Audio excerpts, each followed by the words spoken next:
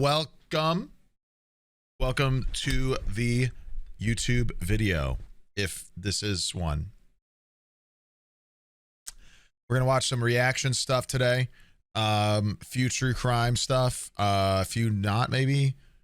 These are from the react suggestions of my Discord, so if you're not in my Discord, please go to that and suggest things if you like specific videos and whatnot. Yeah, and subscribe to my other stuff. Subscribe to my VOD channel and my Twitch so you don't miss Twitch streams, and my gaming channel and my IRL channel. All the things.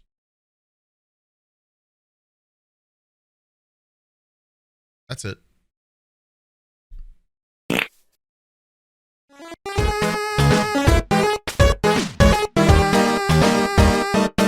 Now I have to do this song and dance where I have to figure out what display capture I use for crime times.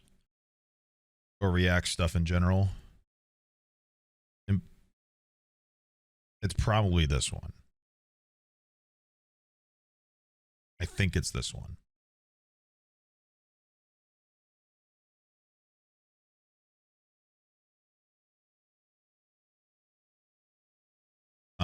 Cool. First video of the day. Serial killers that are still on the loose today by chilling scares. Very curious. I love ruining my sense of safety. I haven't seen this channel before, so I don't know. We'll see how this is. Strap in, tap in. Vending machine killer. Okay. On April 30th, 1985, a 45-year-old truck driver stopped near a vending machine in Fukuyama, Japan. He was exhausted from work and was looking for an energy drink to help him power through the rest of the day.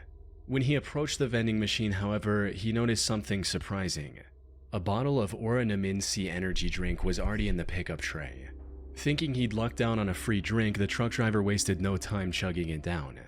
What he didn't know was that this would be the last drink he would ever taste. Damn. Instead of the refreshing feeling he was looking for, he felt something horribly wrong with his body. A bitter, burning sensation quickly spread throughout his throat, followed by an intense wave of nausea. It wasn't long before he was lying on the road in excruciating pain. He was rushed to a nearby hospital where doctors discovered a lethal amount of paraquat dichloride in his system.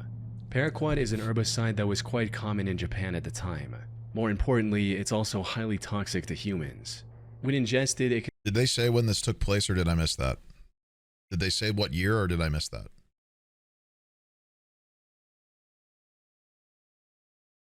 85. Can lead to severe nausea, throat unfortunately, inflammation, a lot of things are internal poisonous. chemical burns, and eventually death.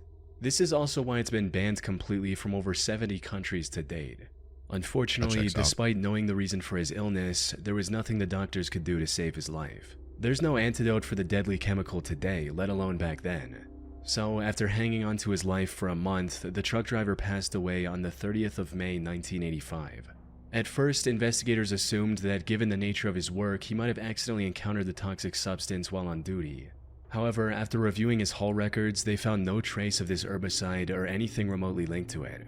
This left them with only one conclusion: the chemical was mixed into the drink he consumed just moments before collapsing in agony. But with no leads or concrete evidence, they couldn't determine whether it was a murder or self-inflicted act, resulting in the case getting shelved for the time being. Now, while this might sound absurd today, you have to understand that paraquat was readily available in the country at the time. You didn't need any prescription or identification to purchase the chemical, leading to over 1,400 people using it as the poison of their choice in 1984 alone. In other words, the possibility of it being self-inflicted was just as high. However, just as the investigators were about to give up on this case completely, they received tragic news. Another person had fallen victim to the same poison after consuming Oranaminsi. Realistically, this could still happen. Yeah, I mean, like, hypothetically, we could still have a thing out there that is very carcinogenic and causing a lot of problems within people's bodies that we aren't dealing with, that's being continuously dumped into bodies of water and aerosolized into the air due to companies' greed and capitalistic needs. Hypothetically, wouldn't that be crazy? On the 5th of September. then another 6 days later, and one more 2 weeks after that. By this point, it was clear that someone was deliberately poisoning vending machine drinks across Japan. Yeah, this is basically the this is like Japan's Tylenol murder. Interesting.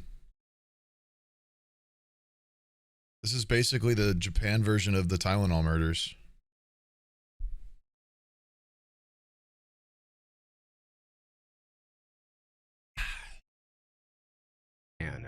This was the work of a deranged serial killer. Unfortunately, this supposed killer was also extremely thorough. He didn't leave any fingerprint or DNA evidence on the drinks he tampered with, and only targeted vending machines with no CCTV there's probably not nearby. much footage or cameras As for why around his in victims 85. willingly drank the unknowingly poisoned drinks he left behind, that had to do with the buy one get one free promotion Oranaminsi was running around the time to entice younger consumers. However, since some people only wanted the one drink, they often left the second free drink near the vending machine as a gift for the next person. This was common enough that people didn't find the laced drinks suspicious and drank them without a second thought. That's very wholesome. Sadly, this method was terribly effective. By the end of the year, this mysterious vending machine killer had claimed the lives of 12 victims and had severely injured 35 more. But as I mentioned earlier, this killer was a master of hiding his tracks. Wow. He operated all across western and central Japan, as well as Tokyo, making it near impossible for investigators to pinpoint his location. The lack of evidence also made it difficult to figure out his motive. Some speculated that he was doing all this to extort money from Otsuka Pharmaceutical, the company that made Oranaminsi. This is because in 1984, a group called the Mystery Men with 21 Faces threatened to poison food products. What? That sounds like some cartoon shit. That sounds like a Scooby-Doo thing. The Mystery Men with 21 Faces? What in the world? Unless the companies paid them money. So some believed that the vending machine killer was a copycat and wanted something similar. Probably sounds better in Japanese. However, this theory didn't last very long because Otsuka Pharmaceutical didn't receive any demands or extortion letters from the perpetrator. Additionally, the killer also began using other drinks, like the drink Real Gold. Look at that Dr. Pepper can. And even Coca-Cola. Hiroaki Iwao, a Tokyo professor of criminal sociology, proposed a more disturbing theory regarding the killer's motives. He stated, "It is not uncommon for Japanese who live under tremendous pressure, both on the job and in overcrowded communities, to let out their frustrations by hurting someone else.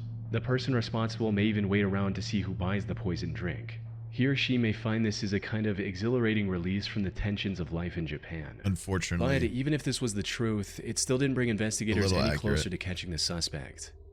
This is where we get the psychological behavior of projection. When somebody is so mad at their own things that they look at other people to criticize it for. Left with no other options, the authorities turned to the public and launched a nationwide campaign on the 27th of September. They placed signs and distributed leaflets telling people to avoid suspicious free drinks and to properly inspect the cap seals on their beverages before consumption. They also instructed vending machine owners to investigate their stock for any anomalies and told chemical shops to monitor their customers more closely. It's interesting. It's not like it's the issue with the Tylenol killings back in Chicago in America, where there wasn't even like safety breaking with there wasn't even like wrapping in the pill bottles or anything to make it to indicate it was tampered with. That looks like it has a very clear thing to show it's been tampered. So I'm curious how and why that was what was chosen, because it seems like a pretty clear, I mean, that just looks like you can pop the lid with that plastic thing. So I wonder how they were even able to put that back on without it already looking tampered with, you know? This campaign was, as the number of victims kept increasing even after its launch. But then something unexpected happened. On the 17th of November, the murder spree stopped completely after the death of a 17-year-old girl. She was the only female to have died from the poisoning. It's possible that the person who committed these atrocities had a moral code against harming women, though that's nothing more than a baseless speculation. Due to the complete lack of evidence, the vending machine killer was never identified, cementing this case as one of the most chilling, unsolved mysteries in Japanese history. Old cases, so we're not going to know. Little Rock serial stabber. On April 11, 2021, the Little Rock Police Department received a distress That's fine. It's only like 2 hours from me. That's cool. call from South Pulaski Street regarding a potential homicide. When they arrived at the scene, they found a middle-aged woman lying on the street with stab wounds all over her body. This woman turned out to be 41-year-old Deborah Walker. She was homeless at the time and was living on the streets when this incident happened. She was quickly taken to the hospital where medical staff discovered that she had been stabbed at least 15 times. Despite lying on the street, bleeding for what may have been hours, she miraculously survived and managed to regain consciousness the same day. Damn. Investigators also visited her in the hospital to gather any information she could provide about her attacker. Unfortunately, she was attacked somewhere between 1 and 4 a.m.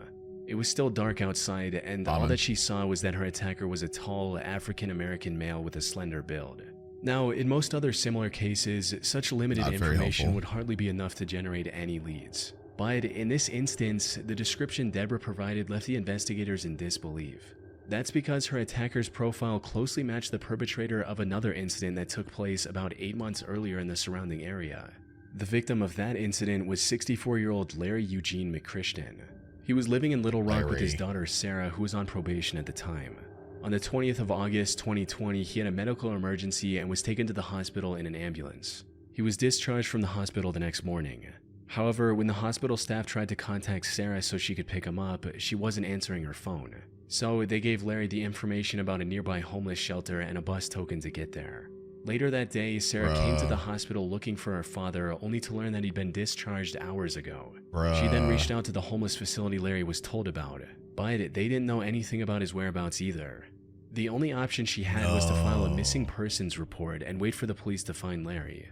2 days later, on the 24th of August, Sarah received the call she was waiting for. Tragically, it wasn't the news she had hoped for. That's so According to the official report, the Little Rock Police Department found Larry's body on South Gaines Street at around 2 a.m. They identified him by the hospital discharge papers he had on him. More importantly, he had multiple stab wounds on his body and was unfortunately already dead by the time the police arrived.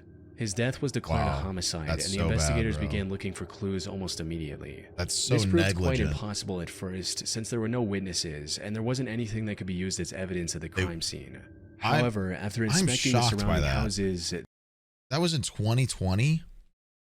The hospital just like gave him a token to access a homeless shelter and sent him on his way?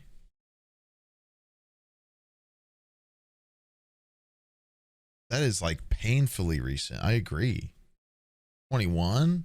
Oh, that little paper in there said 2020, so I just said that. That's shocking. I can't believe the hospital wouldn't just be like, just wait for, you can wait. Like hospitals have a absence of waiting areas.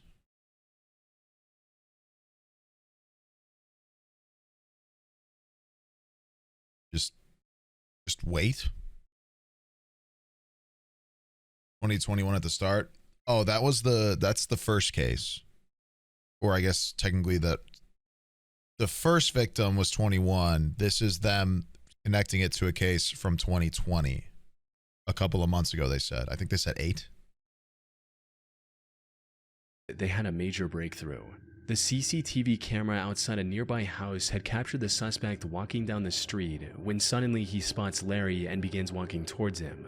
After committing the crime, he tries leaving the area only to stop, go back, and stab Larry one last time before fleeing. As mentioned earlier, this man matched the profile Deborah gave to the police, leading investigators to believe she was attacked by the same person.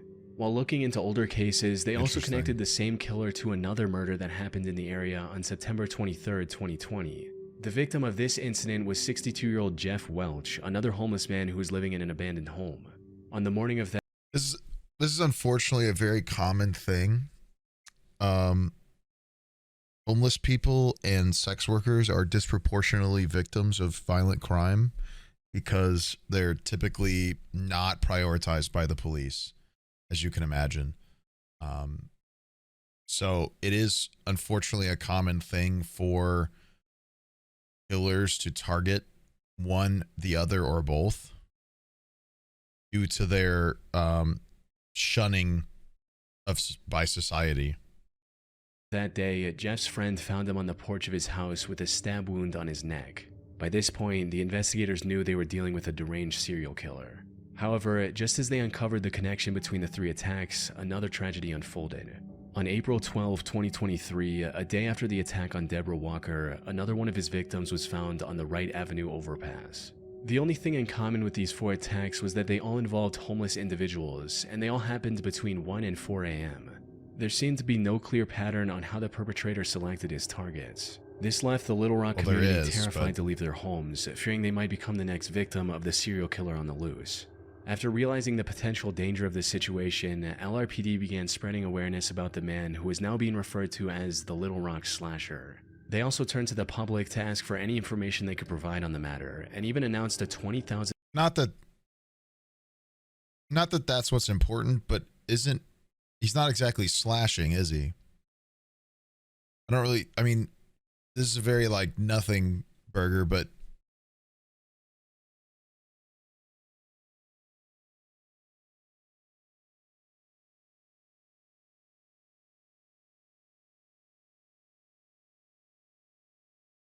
I feel like stabbing and slashing are like 2 very different things.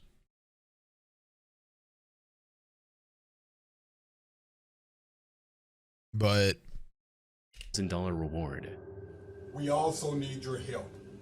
If you have seen anything suspicious, that's an absolute Arkansan right there. On your homes or businesses in this area, please contact us at 501. Unfortunately, despite having CCTV footage of the suspect, the Little Rock Slasher was never caught. The case remains a mystery to this day. Or at least that's what the official reports say. While researching this case, I came across an Arkansas-based blog called the Snarky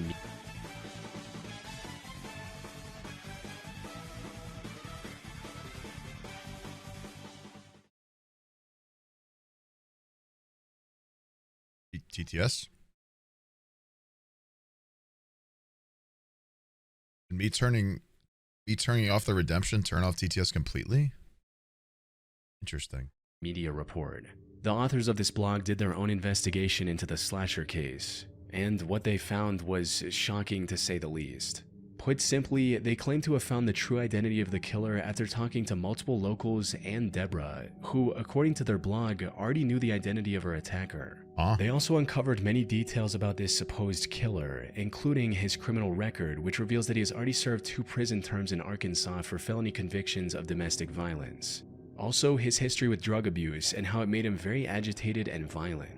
The authors of this blog also claim to have contacted the alleged killer's previous landlord, who gave them this image of the perpetrator. Which begs the question, if they know so much about the slasher, including his legal name, why didn't they give this info to the police? That's where the case goes from creepy to bizarre, since, according to them, they've already given everything they had to the relevant authorities. Despite this, the Little Rock police didn't make any progression in catching the serial killer. Snarky Media also published a video of the Little Rock mayor and police chief refusing to answer questions about the case. A few things I could surmise there. 1, the case is still ongoing because 2, they're monitoring him and want to try to catch him trying it, right? That's the positive look. The negative look is a bunch of homeless people are victims and the police don't give a shit, which is unfortunately common. I could see either of those being the scenario. This seems to hint at something incredibly shady going on behind the scenes. That said, there's no way for me to confirm if the authors of the Snarky Media blog are telling the truth. The police wouldn't say much if they were continuing the investigation, by the way, so I don't know if I necessarily agree. That it's sketchy behind the scenes. Because once again, if it's ongoing, they're not going to say much. Especially to a reporter. Because the last thing they need is more things being public about the identity, about what they're working on or what they have. So no, their whole investigation is made up, and this is just some random guy who has nothing to do with the 4 attacks, and also it's all a a ploy to possibility. make the Little Rock Police Department look bad. Most of the information they've gathered seems to check out with what's released publicly by the authorities. The only discrepancy in their investigation is the age of the suspect. Officials believe the slasher to be young, possibly in his 20s, but the authors of this blog state that the person they found was 46 years old. Unfortunately, this is where the leads end. Whether snarky media is telling the truth or not remains uncertain. What is certain, however, is that the case remains unsolved to this day. The Little Rock slasher is likely still out there and can continue his murder spree at any moment.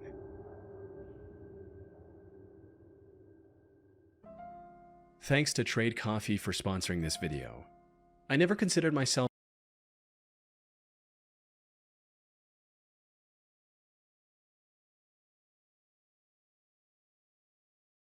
On February 17, 1997, 21-year-old Patrick McNeil went out with his friends. He spent the evening out drinking with his friends in the Dapper Dog but not bar on my in stream, Manhattan. dog. During this time, he likely drank more than he could handle, resulting in him throwing up in the bar's bathroom before leaving in a highly unstable and disoriented state. Patrick was then seen turning left onto 90th Street, heading in the direction of the East River. This was the last time anyone would see Patrick alive. Following this night out, Patrick vanished into thin air. Despite extensive efforts, authorities found no leads or clues to his whereabouts. That is until April 7, 1997, when Patrick's lifeless body was found in the East River 50 days after his disappearance. Duty Sergeant of the NYPD's Special Investigation Division, Kevin Gannon, was called to the scene to assist with the body's recovery and examination. Kevin had been a seasoned detective for years, and by this point there was little that could surprise him. However, the circumstances surrounding Patrick's death disturbed him to his core. The more he looked into it... Sneak doesn't have the sponsor block extension, probably because I understand how hard it is to get a sponsor on YouTube, and the last thing I want to do is hurt other YouTubers with their sponsorships by completely skipping them. In fact, having something that circumvents it completely. I know I literally skipped it, but it showed, but it played, it showed something. You guys see it. There is a bit of exposure to that. I'm not going to just have it be completely like, what if it's a good sponsorship?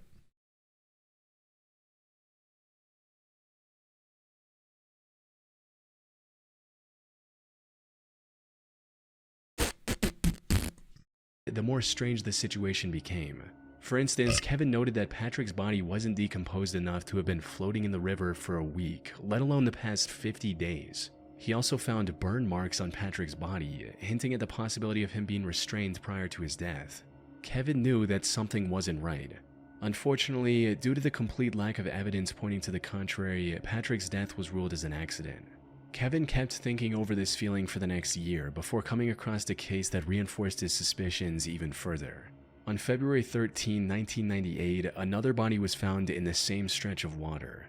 This body was later identified as 22-year-old Lawrence R. Andrews, who had gone missing on New Year's Eve after celebrating the event with his friends in Times Square. After getting on the case, it didn't take long for Kevin to notice eerie similarities between the two cases, as both bodies were found within yards of each other. Both of them were also young Caucasian males and were on track to have successful careers. They both disappeared in one of the most crowded cities in the world without any trace as well. Most importantly, Kevin also found similar oddities in both cases, where the bodies were a lot less decomposed than they should have been, and there were burn marks indicating possible restraints before their death. What is Lawrence's case prompted Kevin, and there were burn marks. Such vivid imagery. I mean, obviously you're not going to show it, but like, why even show this? What am I looking at?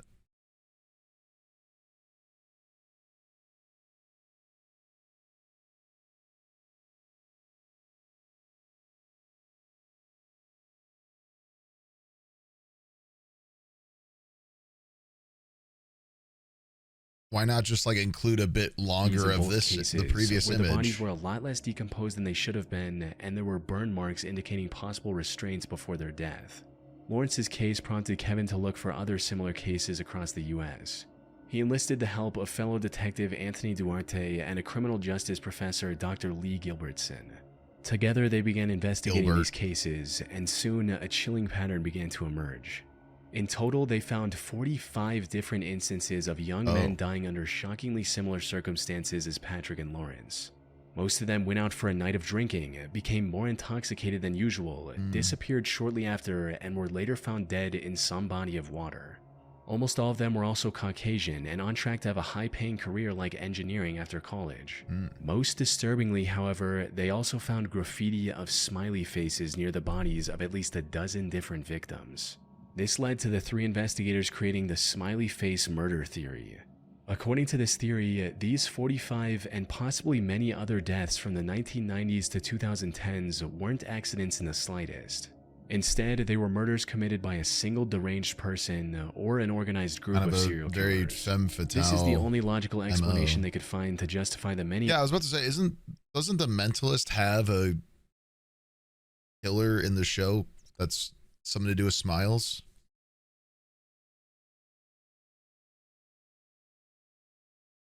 Oddities and similarities in these incidents.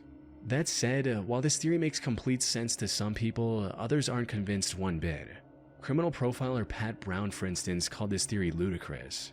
She believes that the idea of connecting smiley faces, one of the most common graffiti symbols, with murders is just absurd, stating, "That's valid. It's not an unusual symbol. If you look in any area 5 miles square, I bet you could find a smiley face." The FBI also completely denied this theory in a statement, reading, "The FBI has reviewed the information about the victims provided by 2 retired police detectives who have dubbed these incidents the smiley face murders and interviewed an individual who provided information to the detectives. To date, we have not developed any evidence to support links between these tragic deaths or any evidence substantiating the theory that these deaths are the work of a serial killer or killers. The vast majority of these instances appear to be alcohol-related drowning." Yeah, I mean, fair. Yeah, very fair. My 2 initial thoughts are: 1, yes, smiley faces are common graffiti. 2, throwing bodies in the water is also a very common body disposal method by killers. So, just got home from work and found Crinkle had arrived. Hooray, he's very solid. What are we doing? The burn marks, though? The burn marks on 2 victims. I don't think they said the other ones had the same. However, despite these setbacks, the 3 men have stuck with their theory. They're still working on finding evidence to back their observations. That said, if their hunch is correct, it would mean one of the most wicked serial killers in American history is still at large today. I-70 killer. Robin Fuldauer was a 26-year-old Indiana University graduate who was working at an Indianapolis Payless shoe source store near I-70 in 1992. Okay, it's Indianapolis is I-70, not St. Louis is I-70. However, just as she was getting ready to relax at home, the employee who was supposed to man the counter called in sick. Left with no other options, her manager called Robin and told her to cover the shift instead. Yeah, Robin wasn't very happy about this emergency shift I was change, like, I was but she a little bit too. What does I-70 mean? It's a major highway. And starting her shift as usual. Unfortunately, her day was about to get a whole lot worse. Everything seemed normal until 2 p.m. when the manager called the store for a routine check. To her surprise, Robin wasn't picking up the phone. She kept trying for a few minutes before giving up and calling the Speedway gas station neighboring the shoe store. One of the gas station employees, a friend of Robin's, went to the Payless store to see if she was doing okay. However, what she found inside left her confused. The store was in slight disarray and some of the shoes were missing from the shelves. The cash register was also open and there was no money in it. Most concerning of all, there were no signs of Robin anywhere. It's not. Her friend called out Robin's name. I mean, I guess if they're called the I-70 killer, they could go down I-70. So theoretically, there could be a victim somewhere within the St. Louis region. Hoping she was just in the back and would respond. But when she didn't hear anything from Robin after minutes of standing in the store, she became worried and called the police at around 2:20 p.m. The cops arrived within minutes and began searching the store for clues on Robin's whereabouts. And it wasn't long before they made a devastating discovery. They found Robin lying in the store's back office, covered in blood. It was already too late.